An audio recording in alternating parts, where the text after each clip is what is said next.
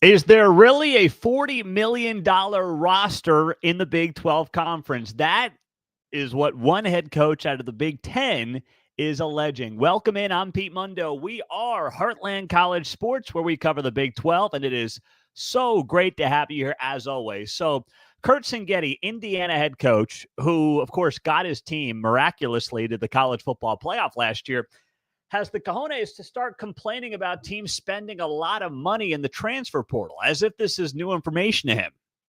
And he specifically mentioned 6 teams. And one of those teams happens to be out of the Big 12 Conference. So these comments started circulating on Monday from Kurt Singetti. And he specifically referenced 6 teams in particular. Singetti referenced Oregon, Ohio State, Texas. None of those are going to shock you. And then he referenced Notre Dame, Miami, and out of the Big 12, Texas Tech. You called it, David, on YouTube Live. You called it, buddy. Great to have you guys here.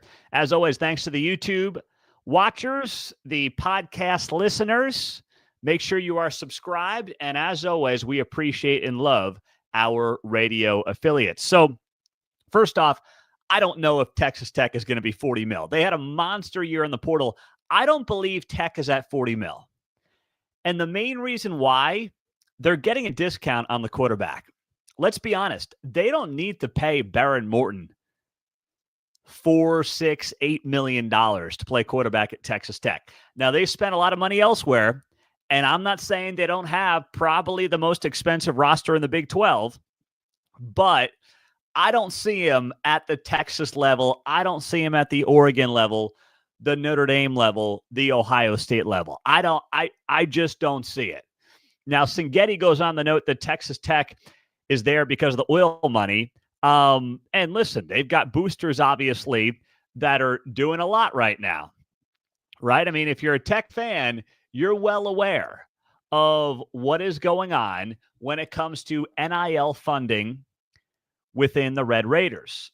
Guys like Cody Campbell sold his oil and natural gas company, made a fortune doing it. He's the founder of the Matador Club, and he's believed to be the guy that's obviously the biggest booster. He's now a billionaire, and God bless him for that. This is America, baby. We still love that about America.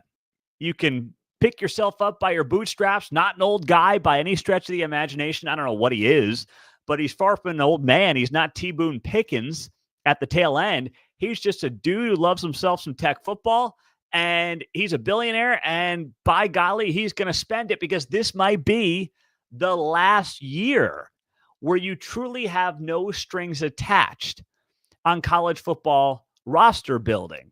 So Tech's going all in. Good for them. I mean, listen, every single one of you that is a fan of the other 15 teams of the Big 12, or you're a fan of a non-Big 12 team and you're here joining us, in which case we love you too. Hope you'll subscribe. Welcome in. You wish your team was doing that. Let's be very clear. You wish your team was doing that, and that's okay. You should wish your team for this 1 year was doing that, because this, with the House v. NCAA settlement and everything going on legally, this is expected to be the last year where you have basically some teams spending as much money as they possibly can to build a roster, and some teams obviously not having anywhere close to that. Now, there is some thought, there's a school of thought that Trump's executive order that he may sign, apparently reports are he talked to Nick Saban about this when they were at Alabama last week. Trump did the commencement there. There's some thought that an executive order by Trump putting guardrails on NIL could actually backfire and slow down the process. I am not in the weeds legally enough to opine on that either way. I just want it resolved. Whether it's executive order, Congress, NCAA, a spinoff of, college football from the NCAA and their own governing body and unionization of the whole thing, I don't know. I just want it resolved. I do. But if this is the last year and Tech's going all in and they have pushed their chips into the middle of the table, then you know what? I'm not going to fault them. And by the way, it's good for the Big 12. Now, of course, it's only good for the Big 12 if Tech actually has a roster that gets them to a college football playoff and has them competitive in the college football playoff. And that remains to be seen. In the post-spring Big 12 football power rankings I did last week, some of you were a little hot and bothered that I had Tech at number 3. But a lot of Tech fans in the comments on the YouTube channel in particular, but I got a lot of this on social media too. And you can follow us on Instagram. Just search Heartland College Sports. Same thing with X and Facebook. A lot of Tech fans were like, Pete, I agree. This is Joey McGuire's year. This is the year for Joey McGuire to prove that he's the guy that can go out there and win at a very high level for the Red Raiders. Now, he's had an underratedly good 3 seasons. I will say that much. 5-4, 5-4, 6-3. Those are Joey McGuire's Big 12 records. Now, what's the last time that Texas Tech had 3 seasons like that in Big 12 play? Well, you got to go back to the Spike Dykes era to find 3 years in a row where Texas Tech went above 500 in conference play. Mike Leach never did it. I looked through. Mike Leach did not have 3 straight years where he finished above 500 in league play. He had 2. He had, obviously, the 2008 season was tremendous, but the year before that, he went 4-4. The year after that, he went 5-3. Now, the pessimist will say, hey, the Big 12, without some of the blue blood teams, isn't maybe what it was. I'm not going to go down that road with Joey McGuire. I'm not going to do it, okay? I think that this guy has been underratedly good, especially with what he took over from Matt Wells, and that was just an all-time dumpster fire. Matt Wells seems like a great man, but, man, he was just a fish out of water there in Lubbock. I will never forget possibly the most awkward radio interview I have ever seen or ever heard when Matt Wells was asked what his family likes most about Lubbock. And what did he say? Oh, gosh. Some Tech fans are going to remind me, I know, during or after the show. He just had like the worst answer of all time. It's like, you couldn't fake it after 3 years on the job. And that was basically part of his demise in his final season there with the Red Raiders. But Joey's now got to win big. Okay, after going 6-3 last year, the roster he's got to now win big. And if Kurt Singetti wants to complain, you know what? I'd love to see and hear more Big 12 or more Big 10 coaches complain about the Big 12 rosters. Okay, I'm jealous. And here's my challenge too. There are big donors around the Big 12 who can step to the plate. I see some of you at Oklahoma State saying right now that, you wish that you had another T-Boone. Yeah, I'm with you. I wish you did too. But listen, BYU is spending a fortune on basketball. I know football's at ease, but they're spending a lot of money on hoops. Houston spends a lot of money on basketball. Can they do it on football? Colorado's spending a lot of money right now on football, so they're getting up there. It's interesting because it seems like the Angry 8 Big 12 teams, the OG Big 12 teams, are the ones who may not have those big-time donors that are going to step to the plate in a major way. Now, Matt Campbell and Chris Kleiman, they have different kinds of programs, right? They're old school. They're program builders. I respect that about them. I like it. It's better for college football. But you're telling me those guys wouldn't say no if a billionaire stepped up and said, you know what, I'm going to dump $40 million on your roster. Like, they're not going to say no to that. They'll just take care of their own guys. Oklahoma State's got to find that guy or gal as well. TCU's got a lot of money, underratedly a lot of money. Same with Baylor. Tech's in the driver's seat, as we know. Utah's starting to spend more. West Virginia, Rich Rod's doing a lot, but Rich Rod is also mining for some guys. If you look at our message boards, there are some great West Virginia fans on our Big 12 message boards at heartlandcollegesports.com. And I would love for you to join that. It's free. We don't ask you for anything. It's just a great way to interact with Big 12 fans. We've got some great West Virginia fans updating us on some of their transfer portal additions in the spring. And Rich Rod is finding, I believe, some diamonds in the rough. But let's be honest, you're not finding diamonds in the rough because a billionaire said, go spend 30 mil on your roster. You're finding diamonds in the rough because you have to. And then you have schools like Arizona State and UCF stick out to me, where they can be behemoths when it comes to future NIL money, depending on how all this ends. They have growing and very young alumni bases, some of the biggest young alumni bases in the entire country, at least at the Power 5 level. But, you know, most people, if they're billionaires, they're not that by 30, right? If you get to billionaire status, and I hope you do, all right? I hope you do. I'm not getting there, but I hope you get there. Usually it takes you a little bit. So they need more young donors to kind of work their way through the system, and they need a lot of volume on their NIL. And that's what they've got to go for. But they can be absolute studs when it comes to spending on their programs down the line when that does come to fruition and they do get those older alums. And that's where you're going to find more and more of that big-time money.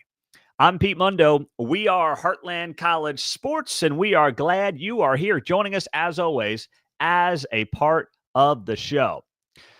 All right. First off, make sure you like the video. Please do that, and make sure you are subscribed on the podcast. We are giving some love to our podcast subscribers who are out there right now, and shouting you out as well. We're at 838 ratings in the podcast, so make sure you tap one of those as well. So, speaking of UCF, we found out how much money Scott Frost's contract is worth at UCF. And here are the details. $22.1 million, 5-year deal, runs through January of 2030. $3.9 million in 2025. Annual increases that puts a salary at $5 million by 2029.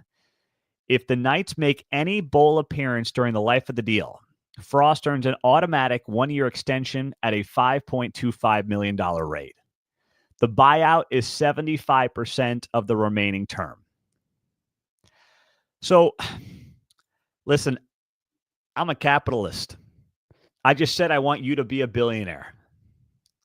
I'm about making as much money as you legally can, if that is what drives you, if that is what motivates you. But I'm also here to kind of figure out how exactly Scott Frost, who I don't recall having any other real serious offers, certainly not at the Power 5 level, ending up with a heck of a contract where all he has to do is make one bowl game to kick in another $5 million and an extra year on the contract.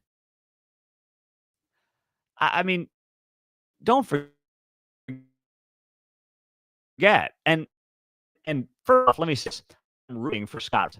Frost took at UCF. It will be good for the Big 12 if Scott Frost comes back there. It's a great homecoming, and he just lights it up, man. I mean, that's exactly what I want to see happen.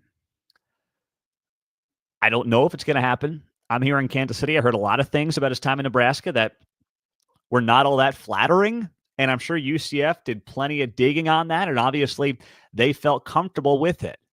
So I'm not going to sit here and say that they didn't do their homework. I just can't figure out some of these deals when there was really no market for the guy, like none whatsoever. And he got himself, an incredible contract. And I just can't figure it out for the life of me. And you get a 1-year trigger because here's the thing. I think it's going to be pretty evident early on whether or not this reunion's going to work. I really don't think it's going to take all that long.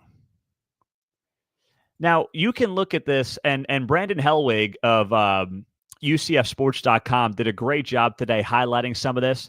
Based on 2024 coaching salaries in the Big 12, Frost's $3.9 million is above only two coaches, Scott Satterfield at Cincinnati and Brent Brennan at Arizona. And don't get me wrong, neither of those guys are lighting it up, but they had jobs. Like they came from somewhere, right? They had jobs. They were succeeding at those jobs, kind of, and they were taken away. There was some leverage there where they had to pay up.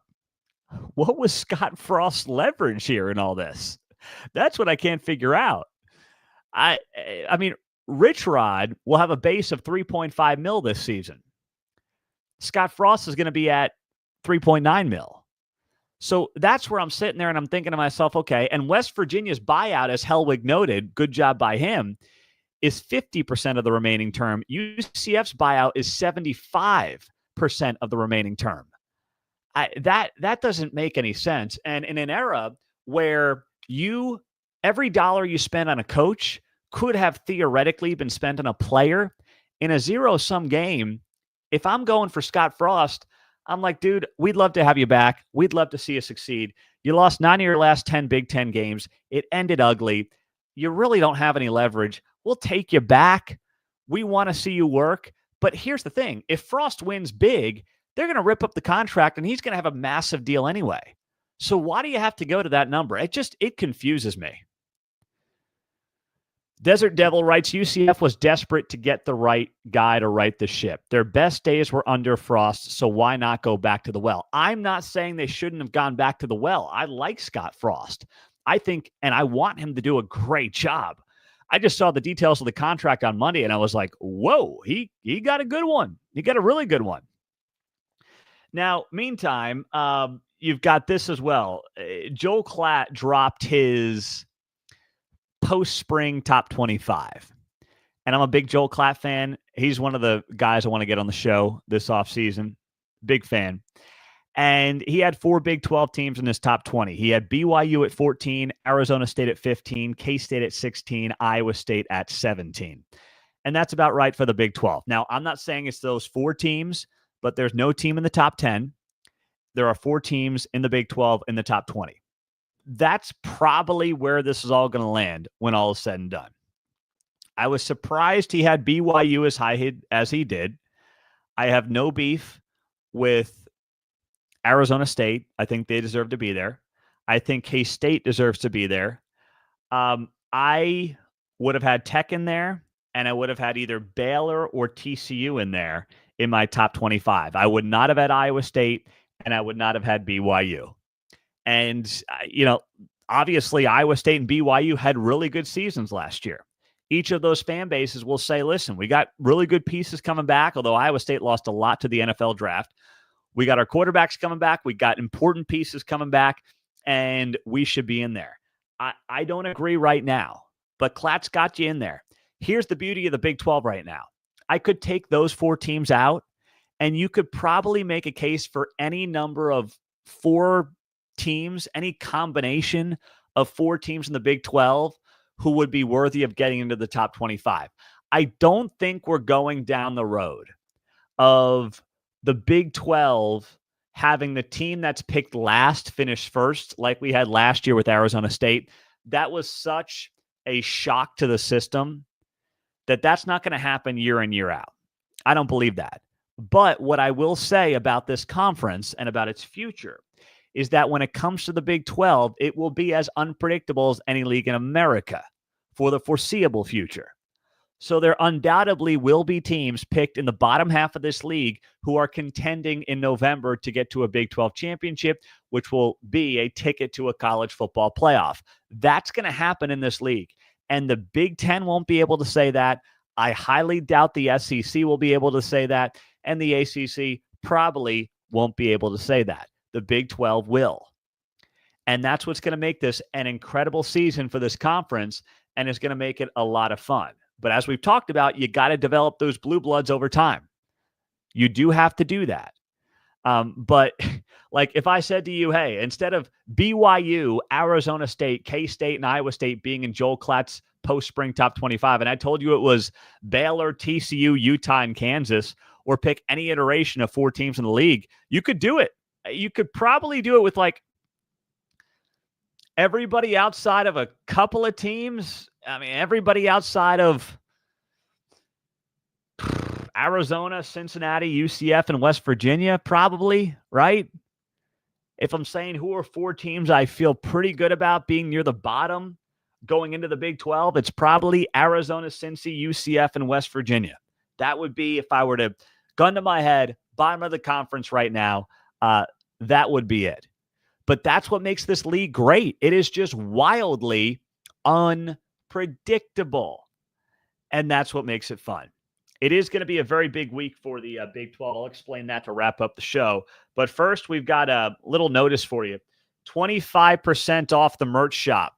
So hoodies, T-shirts, trolling the SEC, it is all there. And I will link to that in the bio of the show. That way you can click that link and get 25% off the Heartland College Sports merch shop.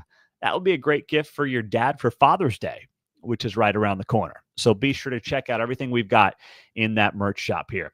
I'll wrap it up here on this show with this. This week in the Big 12, it's the Big 12 softball tournament. And we have, I believe, the best softball mind of anybody covering the Big 12 in Brian Clinton.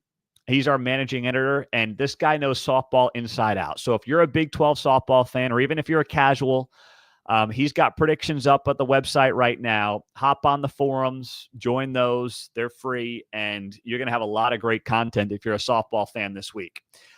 But I will say, I don't know how it's going to look. Why? Well, because there's no OU and there is no Texas. Big 12 softball has been somewhat down this year. So what's it going to look like in Oklahoma City? I don't know. That place obviously filled up for years because of OU fans and Oklahoma State fans to a lesser extent. But let's be honest, OU ran the show. They were the best team in the country, and they showed up and showed out. If you're a Big 12 softball fan and you're considering making the trip to Oklahoma City, I hope that you do. First off, Bricktown is great. I used to live in Oklahoma. I was in Woodward, Oklahoma, up by the Panhandle. So shout out your small towns right now. I'll try to do that before we wrap up the show. Let us know where you're watching from in the small town or big town that you're watching from tonight at Heartland College Sports. We always like doing that, reading those off at the end of the show. But I used to live in Woodward, Oklahoma. Bricktown is fantastic. That downtown area around the stadium is a lot of fun. If you haven't been, now's a chance to check it out. Tickets will be much easier and much cheaper than they have been in years because OU's not there anymore. And it's just a great environment and a really fun week. And it all starts coming up later this week in Oklahoma City.